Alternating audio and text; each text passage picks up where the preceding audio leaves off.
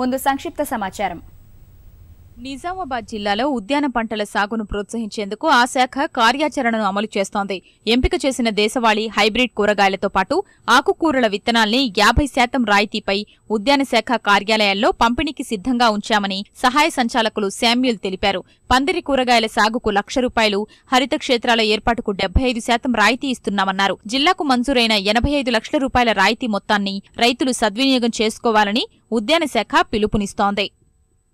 నిజామాబాద్ జిల్లాలో కూరగాయలు ఉత్పత్తి చేయడానికి బాగా ప్రోత్సహిస్తున్నాము. అన్ని రకాల ఆకుకూరలు విత్తనాలు 50% రాయితీపై ఇస్తున్నాము.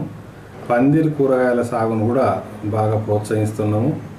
పందిరి కూరగాయల సాగు 1 ఎకరానికి ₹2 లక్షల అవుతుంది సుమారు. అందులో ₹1,00,000 ఇచ్చేసి మనం రైతులను ప్రోత్సహించి పందిరి సాగు కూడా చాలా ప్రోత్సహిస్తున్నాము. ఈ పాలీ హౌస్లలో కూడా కల్టివేషన్ చేసుకోవడానికి బాగా ప్రోత్సాహకంగా 70% రాయితీ ఉన్నది. నిజామాబాద్ జిల్లాకు 50 ఎకరాలు ఈ సంవత్సరం టార్గెట్ ఇచ్చారు. దీంతో పాటు ఇంకా రైతులు ఈ పాలీ హౌసే కాకుండా ఇంకా వేరే కూరగాయ విత్తనాలు కూడా హైబ్రిడ్ ఉన్నవి, అవి కూడా తీసుకోవచ్చు.